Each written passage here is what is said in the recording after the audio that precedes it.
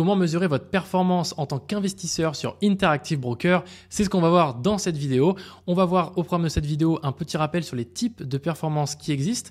On va ensuite parler des différentes méthodes que vous pourriez utiliser pour mesurer votre performance. On va d'abord parler des outils internes à Interactive Broker, donc comment les mesurer, quels outils utiliser à l'intérieur de votre courtier. On va ensuite parler de deux outils externes et un petit bonus. Donc les deux outils externes, c'est Snowball Analytics et Portfolio Performance, un outil payant, un outil gratuit et enfin un dernier outil bonus que je vais vous présenter à la fin de cette vidéo. Donc petit rappel sur les types de performance. Vous allez avoir le premier type qui est hyper simple, c'est le Simple Return. Vous allez ensuite avoir le Time Weighted Return qui lui va avoir une mesure qui va être vraiment liée au temps mais qui ne va pas être liée à la quantité d'argent que vous allez investir, contrairement au Money Weighted Return qui lui va prendre en compte le temps mais aussi les entrées-sorties de votre argent. Donc à quel point est-ce que vous avez bien timé votre stratégie d'investissement. Et enfin le IRR pour le Internal Rate of Return, ce qu'on appelle aussi TRI en français, qui est ni plus ni moins que le Money Weighted Return, mais annualisé. Donc c'est la même chose qui prend en compte le temps et les montants entrées-sorties. Si vous ne savez pas de quoi je parle et comment ça fonctionne, j'ai fait une vidéo qui était plus avancée et qui expliquait de manière plus concrète ce qu'est ces différentes mesures en fait et comment est-ce qu'on peut poser des mots derrière un TWR vs un MWR, parce que là ça peut probablement un peu vous perdre. Donc cette vidéo elle est vraiment très intéressante et je pense qu'elle va vraiment vous aider, donc n'hésitez pas à aller la voir, je la mettrai en description de cette vidéo. Donc maintenant que vous savez un peu de quel type de performance est-ce qu'on va parler, on va parler de comment est décomposée une performance financière, puisque elle va dépendre bien sûr de votre méthode de mesure, donc ce qu'on a vu, est-ce que c'est un Simple Return, est-ce que c'est un MWR, est-ce que c'est un TWR ou un IRR pour le TRI, et de quelle devise est-ce qu'on parle. Donc ça veut dire que si par exemple vous avez un compte en devise euro sur Interactive Broker et que vous investissez dans des actions qui sont cotées en dollars, mais forcément le taux de change, la devise, va avoir un impact sur votre performance financière. Donc maintenant qu'on a dit ça, on va faire la distinction entre une performance réelle et une performance réalisée. Donc une performance réelle, elle va tenir compte du mark to market. Donc ça c'est un terme que vous n'avez peut-être pas encore déjà vu, mais si vous avez déjà généré un relevé d'activité sur Interactive Broker, vous avez certainement déjà vu ce terme mark to market. Donc je ne sais plus comment c'est traduit en français, mais en tout cas ça c'est la version anglaise qui est ni plus ni moins qu'un calcul de la différence de vos titres. Donc c'est-à-dire que si par exemple vous avez acheté une action à 100 € que demain elle vaut 103 €, eh bien vous avez un mark to market de plus 3 €. Si vous avez acheté une action par exemple, ou si par exemple vous avez des euros et des dollars sur votre compte, si admettons on fait ce calcul de performance en euros et que vous avez des dollars et que le dollar par exemple perd de la valeur face à l'euro, donc ça veut dire que vous avez moins d'euros avec les dollars que vous avez. Et donc peut-être que les 100 € plus les 100 $ que vous aviez valaient peut-être 200 €, je prends le cas typique, et que le dollar perd de la valeur, eh bien vous allez peut-être avoir une valeur de compte à 190 €, ça c'est la valeur du compte, mais toujours en ayant 100 € et 100 $. Eh bien cette variation va être de moins 10 en mark to market, parce que le mark to market finalement c'est la variation que va avoir vos titres et vos devises dans votre compte sans que ce soit réalisé. Donc c'est pas parce il faut pas que votre action soit vendue ou soit achetée pour pouvoir la comptabiliser. En fait, c'est ni plus ni moins que la variation de vos titres. Ensuite, vous allez retrouver les dividendes, qu'ils soient perçus ou en cours de perception. Quand on va mesurer sur Interactive Broker, par exemple, la valeur de votre compte avec justement ces dividendes qui sont en cours, il faut bien comprendre que quand, par exemple, on va vous annoncer un dividende parce que vous avez, par exemple, vous avez un titre Apple, ils vont vous verser un dividende dans 2 mois. Ça a été annoncé et ça a été, vous avez passé la ex-date, donc c'est-à-dire que vous avez détenu l'action au bon moment. Eh bien, vous allez recevoir, par exemple, un dividende de 50 €. Eh bien, ça, c'est compté dans votre performance puisque vous allez les recevoir de toute façon. Donc c'est quelque chose que vous allez avoir, que vous n'avez pas encore reçu mais vous allez avoir. Donc ça, vous pouvez le compter dans votre performance réelle puisque les dividendes perçus et en cours sont comptabilisés. C'est pareil pour les intérêts. Sur Interactive Broker, les intérêts sont comptabilisés tous les jours mais ils sont versés une fois par mois. Et donc on va comptabiliser dans votre performance même les intérêts qui sont en cours. Donc par exemple, si vous arrivez, on est le 29 du mois et qu'on est censé, vous êtes censé avoir gagné par exemple 150 € d'intérêt, eh bien on va quand même les comptabiliser. On ne va pas attendre qu'ils soient versés sur votre compte le 30 ou le premier du mois d'après parce qu'ils sont en cours. Enfin, vous allez avoir pareil pour les frais, pareil pour les taxes et tout ce qui va être autre comme du parrainage, etc. Donc ça, c'est vraiment sur Interactive Broker comment est calculée votre performance réelle. Ensuite, vous allez avoir la performance qui va être réalisée et qui, elle, va avoir une notion fiscale. Donc là, comment est-ce qu'on le calcule? C'est beaucoup plus simple. C'est parce que vous avez votre plus ou moins value qui va être réalisée. Donc vous avez acheté un titre, vous l'avez vendu, et bien si vous l'avez acheté 100, que vous l'avez vendu 200, et bien vous avez réalisé 100 € de plus-value. Ça, c'est réalisé parce que vous avez fait la vente. Pareil pour les dividendes perçus. Ce qu'on va compter, c'est pas les dividendes annoncés, c'est vraiment les dividendes perçus sur votre compte à partir de la date de perception sur le compte. Pareil pour les intérêts, pareil pour les frais, pareil pour les taxes. Et donc, on a vraiment cette double notion entre la performance réelle et la performance réalisée. Et donc, en fonction de ce qu'on veut connaître sur notre performance à nous, eh bien, est-ce qu'on veut connaître notre performance réelle ou est-ce qu'on veut connaître notre performance réalisée? Eh bien, en fonction, ça peut changer. Le premier moyen de voir sa performance sur eBay, c'est d'aller générer un relevé d'activité. Donc, on va se connecter sur son compte, on va dans Statement ou Relevé d'activité et on va générer un nouveau relevé d'activité sur la période qu'on souhaite puisque, évidemment, cette performance, elle est liée à une période d'activité. Donc, moi, je vais par exemple générer un relevé pour l'année fiscale, par exemple 2024. Donc, je vais générer ça au format HTML et j'ai cliqué sur voir. Et là, je vais avoir plein d'onglets sur ma performance que je vais pouvoir faire. Donc, je vais donner quelques exemples simplement pour vous montrer et donner du contexte sur ce que j'ai pu dire avant. Ici, on va retrouver un onglet qui s'appelle Mark to Market Performance Summary. Donc là, c'est la fameuse variation de mes positions. Et on peut voir que ça, ce sont l'ensemble des positions qui, à un moment dans l'année, je les ai eues. Donc, ça m'a permis de générer une plus ou moins value de performance. Et donc là, on peut voir que mes performances qui ont été réalisées sont listées dans le total ici. Et je vais avoir la liste de je vais avoir la somme totale ici dans Total Stock quand c'est lié à des actions. Et ensuite, je vais avoir la variation liée aux devises sur la partie Forex. Et je vais avoir bien sûr la somme ici mes différences et également ici des Total Other Fees. Donc là, ça correspond à des primes de parrainage qui ont été ajoutées à ma Market Value à l'intérieur. Donc si je regarde simplement ma partie action, ce qu'on peut voir, c'est que par exemple, sur on va prendre un exemple sur Apple, par exemple. Voilà, quand j'ai acheté mes actions Apple, sur cette période-là, eh bien, l'action a peut-être pris un peu de valeur et donc ça fait que mon compte a gonflé de 57,4 € grâce à l'action Apple. A contrario, si je prends l'exemple ici de EPD, et bien là, à cause de EPD, mon compte a perdu de valeur 10,93 €. Et ça ne veut pas forcément dire que j'ai vendu ces actions, ça veut simplement dire que le fait de les avoir, pendant que je les ai eues, eh bien j'ai eu cette variation de performance. Maintenant, si je veux voir la performance que j'ai réalisée, donc vraiment quand j'ai vendu mes actions, qui est la performance qui a été actée, il faut que j'aille dans l'onglet Realized and Unrealized Performance Summary. Et donc là-dedans, je vais avoir un onglet total dans la colonne réalisée. Et dedans, sur mes actions, on peut voir que j'ai réalisé une plus-value de 6 900 €. Par contre, sur le Forex, donc sur les devises, là, j'ai perdu sur le taux de change et donc j'ai perdu 1600 €. Donc au total, ma plus ou moins value sur l'année est de 5300 €.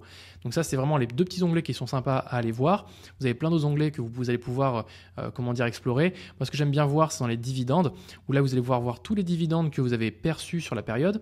Vous allez voir également les intérêts. Donc là, c'est tous les intérêts que vous avez perçus, ainsi que les intérêts encourus. Donc là, c'est ce dont je vous parlais. Le fait que vous ayez des intérêts qui sont versés, par exemple, le mois prochain, mais qui sont calculés aujourd'hui, et donc que vous avez donc une balance en cours, eh bien, vous allez le retrouver dans cette partie-là de intérêts accruals, ce qui veut dire intérêts encourus. C'est des intérêts qu'on vous doit ou que vous devez payer, parce que potentiellement, si vous avez emprunté de l'argent, vous avez du coup des intérêts qui sont encourus en négatif de votre portefeuille. Donc ça, c'était la première méthode pour voir votre performance. Ensuite, la deuxième méthode, c'est le Portfolio Analyst. Une fois que vous êtes allé dans Performance et Rapports, puis dans Portfolio Analyst, on va se retrouver sur cette page-là. Pour moi, c'est la page essentielle pour mesurer votre performance. Alors, j'ai retourné cette petite séquence parce que ça manquait d'informations. Donc là, je vais être beaucoup plus exhaustif dans ce que je vais pouvoir vous dire. Donc ici, vous allez pouvoir sélectionner un ou plusieurs comptes, si vous avez par exemple des sous-comptes comme moi, pour pouvoir les afficher. Donc moi, je vais venir afficher et mettre tous mes comptes ici.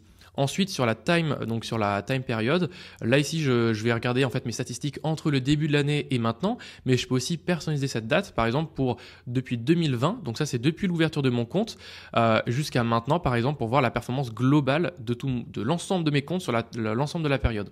Ensuite, je peux changer donc la fréquence des valeurs si j'ai des valeurs qui sont données par exemple de manière journalière. Donc là, par exemple, c'est le cas pour la performance ici.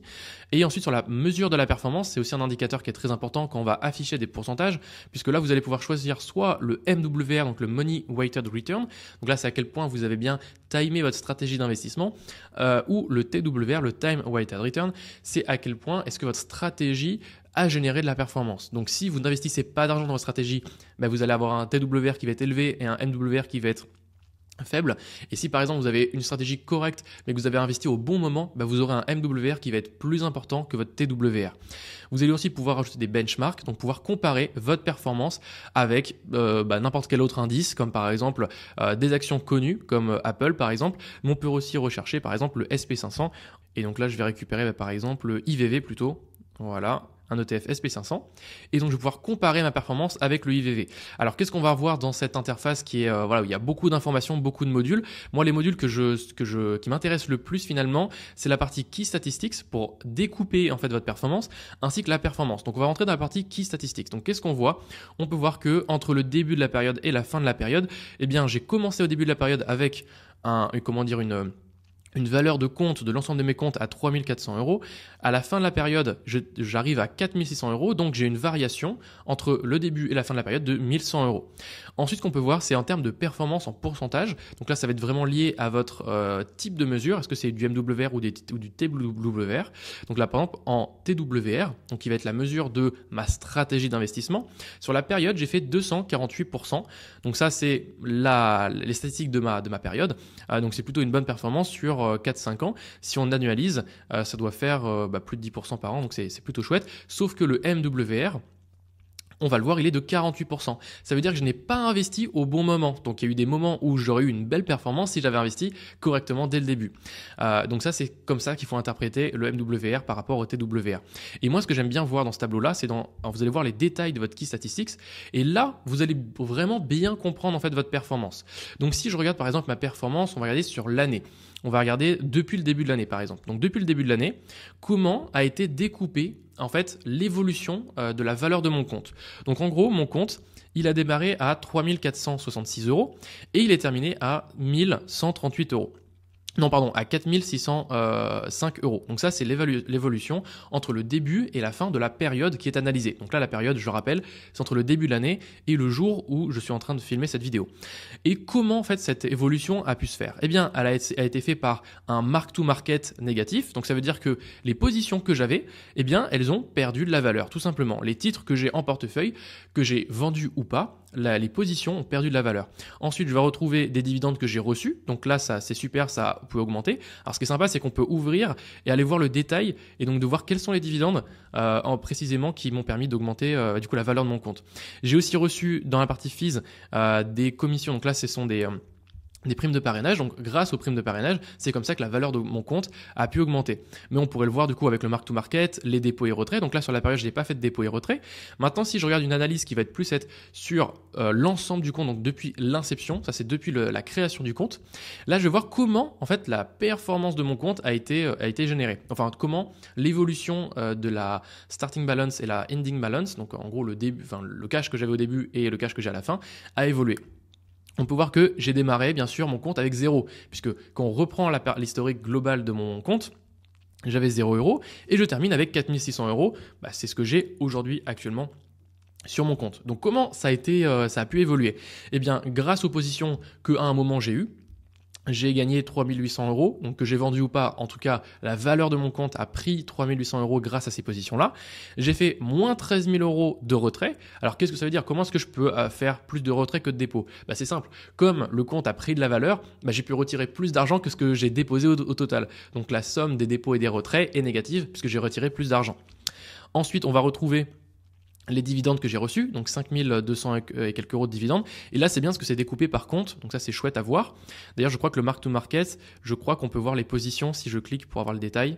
Non, on peut pas voir le détail malheureusement. Donc si on veut voir le détail de mark to market, il faudra aller générer un relevé d'activité pour pouvoir le voir, comme on l'a vu juste précédemment. Ensuite, je vais avoir donc des commissions et autres frais. Donc là, ce sont, je crois, on va regarder, je sais plus ce que c'était là, à la partie 2000. Je peux pas voir le détail. En tout cas, c'est l'évolution. Et ce que je trouve assez intéressant dans cette vue-là, c'est qu'on va voir justement l'évolution avec un graphique. On va vous dire, de manière donc verte, c'est quelque chose qui va impacter positivement votre compte. Les manières rouges, c'est ce qui va impacter négativement votre net asset value, donc c'est la valeur du compte. Donc moi, j'ai démarré à 0, je finis donc à 4 600 €. Et comment ça a été impacté? un mark-to-market positif, des poids et retraits négatifs, des dividendes, des intérêts, des frais et commissions. Donc là, normalement, ça doit être négatif, mais moi, avec les avec les commissions, ça augmente. Autre, donc je sais pas ce que c'est qui m'a fait gagner 2500 euros. Peut-être non, je vais dire les intérêts, donc ils sont là. Mais alors, bonne question, je sais pas exactement à quoi ça correspond. Et du coup, ça a généré cet changement dans la valeur. Donc ça, c'est vraiment le panneau principal qui, pour moi, explique votre performance, donc la variation de la valeur de votre compte. Et ensuite, on va avoir un autre panneau qui est l'onglet performance ici. Donc moi, j'aime bien le voir en détail. Et dedans, de la même manière, on va pouvoir voir des stats sur une période donnée, donc voir quelle est votre performance sur l'année, sur le mois, etc. Ou depuis l'inception, donc depuis la création de votre compte. Donc moi, je vais sélectionner plutôt l'inception et je vais pouvoir donc afficher des valeurs de manière soit journalière, mensuelle ou trimestrielle. Comme ça vous donne des stats qui vont être voilà, au fur et à mesure. Donc là, moi, j'ai pris journalière pour les voir de manière journalière. Et ce qu'on va voir aussi, c'est le benchmark. Donc, comment ça fonctionne? En fait, en bleu, vous allez avoir, donc là, consolidé. Pourquoi ils appellent ça consolidated? C'est la performance de mon portefeuille, puisqu'en fait, comme j'ai plusieurs comptes, ils ont consolidé les comptes pour voir la performance de l'ensemble. Si vous avez qu'un seul compte, normalement, il vous affiche l'ID, donc U, et le numéro de votre compte ici. Et on peut voir que, par exemple, depuis le début du mois, j'ai fait une performance négative en Money Weighted Return. Moi, je vais plutôt afficher juste la performance de mon compte par rapport au SP500. Donc, c'est pas en prenant en compte justement quand est-ce que j'ai acheté, quand est-ce que j'ai vendu, enfin quand est-ce que j'ai déposé de l'argent, quand est-ce que j'ai retiré de l'argent. Parce que pour moi, ce qui fait sens, c'est que quand on se compare avec un indice ou quand on se compare avec un fonds ou une stratégie différente, vaut mieux comparer le TWR. Et donc là, si je compare le TWR, là j'ai une performance qui est bien plus élevée parce qu'à un moment j'ai acheté des bonnes actions ou je sais plus, je sais plus exactement ce que j'ai pu faire, ce qui fait que j'ai une meilleure performance depuis la création. Donc ça veut dire que si j'avais investi, je récapitule, si j'avais investi 10 000 euros à la création de mon compte en investissant 100% dans tous les actifs que j'ai choisis, j'aurais fait 248%. Si j'avais fait la même chose avec le SP500, j'aurais fait 78%. Malheureusement, comme je ne l'ai pas fait et que j'ai fait différemment par rapport à l'argent que j'avais investi, eh bien j'ai réellement fait 48%, alors que le SP500, du coup, lui, a fait 78% parce on va dire qu'il est all-in, il est à 100% investi dans le SP500. Donc voilà comment interpréter la différence de méthode de mesure entre le TWR et le MWR. Et donc, on a donc ce fameux benchmark qui est le SP500, mais vous pouvez aussi vous comparer avec n'importe quel autre indice. Je pense que vous pouvez vous comparer au CAC 40, etc. Et ce qui est sympa, c'est de voir l'évolution de votre performance et de voir est-ce que votre portefeuille est plus ou moins volatile à cet endroit-là. Donc, moi, je trouve que c'est une page qui est assez intéressante pour voir votre performance en pourcentage. Si ça ne vous parle pas, peut-être que la partie du coup Key Statistics vous parlera plus sur la page d'accueil. Et aussi, un autre élément que moi, j'aime bien voir dans cette partie portfolio analyst, qui ne constitue pas vraiment votre performance, mais vous allez avoir ici dans la partie projected income, les revenus projetés que vous allez avoir. Donc là, quand vous allez avoir des intérêts sur votre cash ou que vous allez avoir par exemple des dividendes à percevoir, eh bien vous allez pouvoir le voir dans le futur. Donc ça, c'est plutôt chouette, même si ça ne constitue pas bien sûr votre performance. Sinon, vous avez un onglet aussi Activity qui vous donne aussi l'activité de votre compte. Donc, comme ça, vous allez pouvoir aussi mieux voir ce qui s'est passé de manière, on va dire, grosse dans l'activité de votre compte. Donc moi, ce que je vous invite à faire, bien sûr, c'est d'aller dans cet onglet-là, d'aller regarder par exemple depuis l'inception. Et de la même manière, vous allez pouvoir voir en fait ce qui s'est passé. Donc la quantité que vous avez acheté, que vous avez vendu. Bref, vous allez avoir plein de stats qui vont vous permettre de voir en fait comment vous avez pu faire votre performance globale. Et là, vous allez retrouver vraiment l'ensemble de tout ce qui s'est passé sur votre compte. Donc tous les dividendes que vous avez reçus. Vous allez aussi voir tous les intérêts que vous avez reçus. Tous les Donc là aussi, toutes les actions qui se sont passées sur votre compte. Donc par exemple, quand il y a eu des corporate actions, donc ça c'est quand il y a eu des splits, quand il y a eu des spin-offs, etc. Vous allez pouvoir le voir aussi. Donc ça peut expliquer aussi certains mouvements un peu particuliers sur votre compte. Voilà pour cette partie un petit peu portfolio performance et pour voir votre performance. Moi personnellement, la partie que j'aime le plus sur eBay, c'est leurs reports qui sont générés depuis l'inception. Alors ça, c'est quelque chose que assez peu de personnes utilisent, ce que je trouve vraiment le plus efficace pour moi pour mesurer ma performance. Pour ça, vous allez dans Portfolio Analyst, donc sur la page principale, et vous allez aller dans l'onglet qui s'appelle ici Report ou rapport ou relevé, et vous allez générer un relevé depuis l'inception. Là, vous allez pouvoir générer soit un relevé détaillé, je ne vais pas forcément entrer dans le détail, mais au moins ça vous permettra d'avoir l'ensemble de tous les dividendes que vous avez reçus, l'ensemble de tous les intérêts.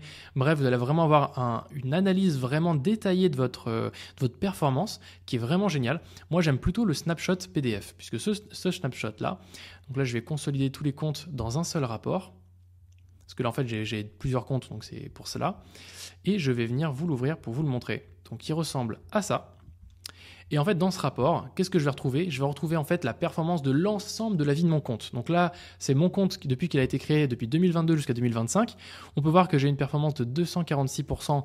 Donc là, on est en TWR, donc on n'est pas en MWR. Donc avec mes meilleures performances, etc. On peut voir que j'ai démarré mon compte forcément avec 0 € et qu'ensuite j'ai gagné en mark to market 3800 €. Donc ça, c'est la performance réalisée de mes performances, et j'ai fait des dépôts et des retraits, donc moins 13 000 €, c'est-à-dire que j'ai fait plus de retraits que de dépôts. C'est très simple, qu'en fait comme j'ai retiré des gains depuis mon compte et que j'ai quasiment vidé mon compte, forcément j'ai plus de retraits que de dépôts. Je peux aussi voir tous les dividendes que j'ai reçus, donc j'ai reçu un total de 5 200 € de dividendes, des intérêts, des commissions, donc là ce sont les primes de parrainage, d'autres options, et je peux voir aussi quels sont mes actifs qui m'ont généré le plus de valeur. Donc moi, c'est l'USD qui m'a généré le plus d'argent. Ensuite, je vais avoir d'autres actions, etc. Et je vais pouvoir voir comment a été distribuée ma performance. Donc ça, c'est vraiment un relevé très simplifié, mais qui vous permet de voir en un coup d'œil votre performance en TWR, voir vos meilleures performances et vos moins bonnes performances. Ça, c'est assez chouette. Et si vous souhaitez aller encore plus loin, vous avez du coup le fameux détaillé. Et là-dedans, vous avez vraiment beaucoup d'informations à regarder. Maintenant, si vous souhaitez, alors on va aller sur la deuxième étape, mais si vous souhaitez soutenir cette chaîne, vous pouvez découvrir le courtier Interactive Broker que j'utilise, donc vous êtes sûrement déjà client, simplement en cliquant sur le premier lien en description ou en scannant ce QR code, ça soutient la chaîne, je vous en remercie. Maintenant, on va rentrer sur la deuxième méthode d'analyse pour simplifier cette méthode. Puisque là, on l'a vu avec Interactive Broker, c'est quand même compliqué de voir sa performance et c'est pas forcément très simple. Un outil que j'utilise ponctuellement pour mesurer ma performance, c'est Snowball Analytics.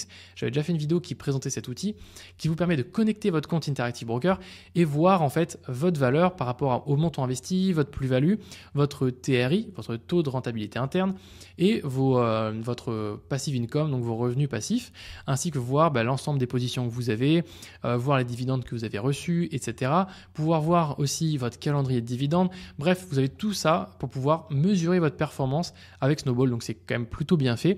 Et ce que j'aime particulièrement, c'est la partie croissance, où là, on va pouvoir comparer en fait notre portefeuille avec le SP500 de manière assez simple.